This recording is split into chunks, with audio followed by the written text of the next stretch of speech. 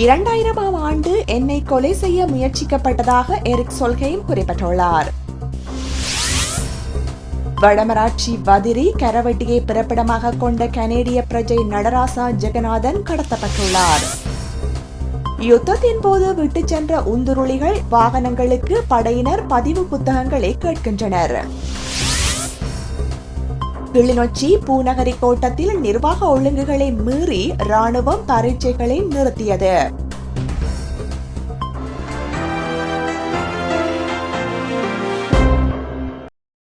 தொடர்வது விரிவான செய்திகள். 2000ஆம் ஆண்டு இலங்கைக்கு விஜயம் செய்த போது தம்மை கொலை செய்ய முயற்சித்ததாக எரிக் சொல்ஹெய்ம் தெரிவித்துள்ளார். சிங்கள கடும்போக்கு சக்திகள் தமக்கு கொலை மிரட்டல் விடுத்ததாக குறிப்பிட்டுள்ளார். 2000ஆம் ஆண்டு மே மாதம் 22ஆம் திகதி முன்னாள் ஜனாதிபதி சந்திரிகா பண்டாரநாயக்கவை சந்தித்து பேச்சுவார்த்தை நடத்தும் நோக்கில் தாம் உள்ளிட்ட நோர்வே பிரதிநிதிகள் குழு இலங்கைக்கு விஜயம் செய்ததாக தெரிவித்துள்ளார். இந்த விஜயத்தின் போது குண்டு தாக்குதல் நடத்தி தம்மை படுகொலை செய்ய சில தரப்பினர் முயற்சி செய்ததாக எரிக் சொல்ஹெய்ம் தெரிவித்துள்ளார். அப்டீன் போஸ்டின் எனும் நோர்வேயிலிருந்து வெளியாகும் பத்திரிகை அளித்த செவ்வியில் இதனை குறிப்பிட்டுள்ளார். படுகொலை முயற்சி தொடர்பான தகவல்களை அப்போதைய பாதுகாப்பு தரப்பினருக்கு தாம் வழங்கியதாக தெரிவித்துள்ளார். இலங்கை கடும் போக்குடைய சிங்கள மக்கள் பற்றி தெரிந்திருந்த நோர்வேயில் வாழும் மக்களும் கொலை முயற்சி குறித்த தகவல்களை வழங்கியதாக குறிப்பிட்டார். நோர்வே பிரஜைகள் என்ற ரீதியில் உயிர் அச்சுறுத்தல் ஏற்படக்கூடிய ஒரே இடமாக இலங்கை காணப்பட்டது என சுட்டிக்காட்டியுள்ளார். மெய் பாதுகாவலர்கள் இன்று தாம் இலங்கையின் எந்தவொரு பகுதிக்கும் விஜயம் செய்தது இல்லை என அவர் குறிப்பிட்டார். குறித்த விஜயத்தை முடித்துக்கொண்டு சொல்ஹெய்ம் நாடு திரும்பிய அதே தினத்தில் இலங்கைக்கான நோர்வே தூதரகம் மீது கைக்குண்டு தாக்குதல் நடத்தப்பட்டது. யாழ்ப்பாணம் சென்றிருந்த கனேடிய பிரஜையொருவர் நேற்று கடத்தப்பட்டதாக புகார் செய்யப்பட்டுள்ளது. வடமராட்சியின் வதிரி கரவட்டியைச் சேர்ந்தவரான 53 வயதுடைய நடராசா ஜெகநாதன் என்பவரே கடத்தப்பட்டுள்ளார். தனது தம்பியாரது மகனது திருமணத்துக்காக சுமார் 25 வருடங்களின் பின்னர் மனைவி மற்றும் 3 பிள்ளைகள் சகிதம் சென்றிருந்ததாக தெரிய வருகின்றது. இந்நிலையில் நேற்று பிற்பகல் 4 மணியளவில் வாகனம் ஒன்றில் சென்ற ஆயுததாரிகள் சிலர் அவரை விசாரணைக்கென அழைத்துச் சென்றனர். எனினும் அவரை எங்கு கொண்டு செல்கின்றனர் என்ற எந்தவொரு தகவலையும் தமக்கு தெரிவிக்கவில்லை என குடும்பத்தவர்கள் தெரிவித்துள்ளனர். ஆயினும் கொழும்பிலிருந்து சென்றிருந்த குற்றப்புலனாய்வு பிரிவினரே அவரை விசாரணைக்கு கொண்டு சென்றதாகவும் சில தகவல்கள் தெரிவிக்கின்றன. சுமார் 25 வருடங்களுக்கு முன்னதாக கனடாவுக்கு புலம்பெயர்ந்த நிலையில் ஜெகநாதன் தற்போதே நாடு திரும்பியுள்ளார். சம்பவம் குறித்து குடும்பத்தவர்கள் நெல்லியடி போலீஸ் நிலையத்தில் முறைப்பாடு செய்துள்ளனர். புலம்பெயர்ந்து பின் நாடு திரும்பிய கனேடிய பிரஜையொருவர் அண்மையில் கிளிநொச்சியில் படுகொலை செய்யப்பட்ட நிலையில் இந்த ஆட்கடத்தல் நடந்துள்ளமை குறிப்பிடத்தக்கது. படையினர் கோபத்தில் இருக்கிறார்கள், அவர்களை ஆத்திரமூட்டும் செயல்களில் ஈடுபடாதீர்கள் என சிவாஜிலிங்கம் குழுவினருக்கு போலீசார் அறிவுறுத்தி விடுதலை செய்துள்ளனர். இதுகுறித்து எமக்கு கருத்து வெளியிட்ட தமிழ் தேசிய கூட்டமைப்பு முக்கியஸ்தரும் தமிழீழ விடுதலை இயக்க அரசியல் தலைவருமான கே சிவாஜிலிங்கம் 2 மணி நேரத்துக்கு மேல் காவல் நிலைய சிறைக்கூண்டில் அடைக்கப்பட்ட தாம் கடுமையாக எச்சரிக்கப்பட்டு விடுவிக்கப்பட்டதாக தெரிவித்துள்ளார். நேற்றிரவு தமிழ் தேசிய கூட்டமைப்பு முக்கியஸ்தரும் தமிழீழ விடுதலை இயக்க அரசியல் தலைவருமான சிவாஜிலிங்கம் மற்றும் கட்சி முக்கியஸ்தர்கள் என சுமார் 80 நேற்றிரவு தடுத்து வைக்கப்பட்ட பின்னர் விடுதலை செய்யப்பட்டனர். ஜூலை படுகொலைகளை நினைவுகூரும் வகையில் குட்டிமணி, தங்கத்துறை உட்பட 53 பேரது வெளிக்கடை படுகொலையை நினைவுகூரும் சுவரொட்டிகளை ஒட்டிக் கொண்டிருந்த போதே படையினராலும் காவல்துறையினராலும் பிடிக்கப்பட்டு தாம் கொண்டு செல்லப்பட்டதாக சிவாஜிலிங்கம் எமக்கு தெரிவித்திருந்தார். யாழ் குடாநாடு முழுவதும் வெளிக்கடை படுகொலையை நினைவுகூரும் சுவரொட்டிகளை தாம் ஒட்டி வந்த போதும் நெல்லியடியில் தாம் படையினராலும் காவல்துறையினராலும் பிடிக்கப்பட்டு நெல்லியடி காவல் நிலையத்தில் தடுத்து வைக்கப்பட்டதாக குறிப்பிட்டிருந்தார். இந்நிலையில் படையினர் கோபத்தில் இருக்கிறார்கள், அவர்களை ஆத்திரமூட்டும் செயல்களில் ஈடுபடாதீர்கள் என சிவாஜிலிங்கம் குழுவினர் போலீசாரால் அறிவுறுத்தி விடுதலை செய்யப்பட்டுள்ளனர். இறுதிக்கட்ட யுத்தத்தின் போது மக்களால் கைவிடப்பட்டு சென்ற உந்துருளிகள் அரசாங்கத்தால் ஒன்றிணைக்கப்பட்டு மக்களிடம் மீள கையளிக்கப்பட்டு வருகின்றன. ஆனால் 3 வருடங்களை எட்டுகின்ற போதும் மிக பெரும் தொகையான உந்துருளிகளை மக்கள் மீள பெற்றுக் கொள்ளாததால் அவை வெட்ட வழியில் கிடந்து அழிவடைந்து வருகின்றன. இந்நிலையில் அவற்றை மீளப் பெறுவதற்கு பதிவு புத்தகங்கள் இல்லாமையே காரணம் எனவும் மக்கள் தமது உந்துருளிகளை இனம் கண்ட போதும் ஆவணங்கள் இல்லாததால் அவற்றை பெற்றுக்கொள்ள முடியாதுள்ளதாகவும் தெரிய வருகின்றது. இதேவேளை பலரிடம் விடுதலை புலிகளின் நிர்வாக காலத்தில் அவர்களால் வழங்கப்பட்ட ஆவணங்கள் இருந்தபோதும் அவற்றை ஆவணமாக ஏற்க மறுப்பதாலும் அரசு ஆவணங்கள் இல்லாததாலும் பல உந்துருளிகளை மக்கள் பெற முடியாதுள்ளனர். இதேவேளை நாளுக்கு நாள் குறித்த பகுதிகளில் பாதுகாக்கப்பட்டு வரும் உந்துருளிகள் பாகங்கள் காணாமல் போவதாகவும் பல உந்துருளிகளும் வாகனங்களும் முற்றாகவே காணாமல் போயுள்ளதாகவும் மக்கள் கவலை வெளியிட்டுள்ளனர். இலங்கையில் தற்போது பாடசாலைகளில் 2ஆம் தவணைக்கான பரீட்சை நடைபெறுகிறது. இந்த நிலையில் பூநகரி கோட்டத்தில் உள்ள 30க்கும் மேற்பட்ட பாடசாலைகளில் 3000க்கும் மேற்பட்ட மாணவர்கள் பரீட்சை எழுதி வரும் நிலையில் ராணுவத்தினர் ஜெயபுரத்திலும் பிற கிராமங்களிலும் மாணவர்களை விளையாட்டுப் போட்டிக்கென வற்புறுத்தி அழைத்துச் சென்றனர். இதனால் கல்வி திணைக்களத்தின் பரீட்சை நடைமுறைகளுக்கு அப்பால் பூநகரி கோட்டத்தில் பரீட்சைகள் நிறுத்தப்பட்டுள்ளன. இலங்கையின் எந்த நிர்வாக நடைமுறையில் இந்த பரீட்சைகள் ராணுவத்தால் குழப்பப்பட்டுள்ளன என்பது புரியாமல் அதிபர்களும் ஆசிரியர்களும் பெற்றோர்களும் விசனப்படுகின்றனர். விளையாட்டுப் போட்டிக்கென மாணவர்கள் துணுக்காய் பிரதேசத்துக்கு கொண்டு செல்லப்பட்டதாகவும் தகவல்கள் வெளியாகியுள்ளன. பூநகரி பிரதேசத்தில் ராணுவத்தினர் மாணவிகளை பெற்றோர் ஆசிரியர்களின் பாதுகாப்பின்றி பஸ்களில் அழைத்துச் செல்வதும் நடைபெற்று வருவதாக தெரிவிக்கப்பட்டுள்ளது. அதேவேளை தென்னிலங்கையில் இருந்து செல்லும் அரசியல் தரப்பினர் பொழுதுபோக்கு ஆடைகளுடன் பாடசாலை நேரத்தில் ராணுவத்தின் ஒத்துழைப்புடன் பாடசாலைகளுக்குள் நடமாடி திரிவதாகவும் கவலை வெளியிடப்பட்டுள்ளது.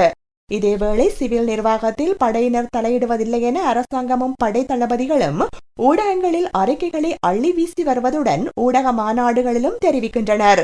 அரசாங்கத்தின் சுகபோகங்களை அனுபவிக்கும் தமிழ் பேசும் அமைச்சர்கள் அரசியல்வாதிகளும் அதற்கு ஆமா போடுகின்றனர். தமிழீழ விடுதலை புலிகள் அமைப்பில் தாம் அங்கம் வைக்கவில்லை என அண்மையில் ஆஸ்திரேலியாவிலிருந்து நாடு கடத்தப்பட்ட இலங்கை தமிழரான தயான் ஆண்டனி தெரிவித்துள்ளார்.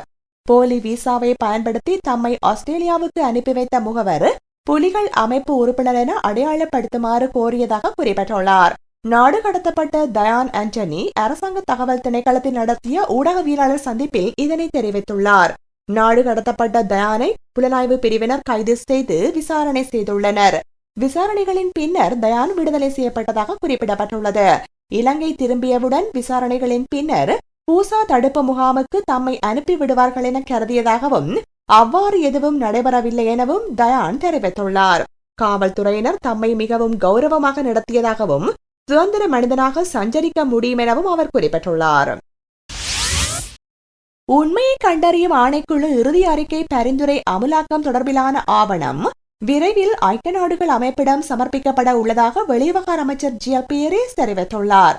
எதிர்வரும் 2-3 தினங்களில் உண்மையை கண்டறியும் ஆணைக்குழு அறிக்கை பரிந்துரை அமுலாக்கம் தொடர்பான ஆவணம் ஐக்கிய நாடுகள் அமைப்பில் சமர்ப்பிக்கப்படும் என தெரிவித்துள்ளார்.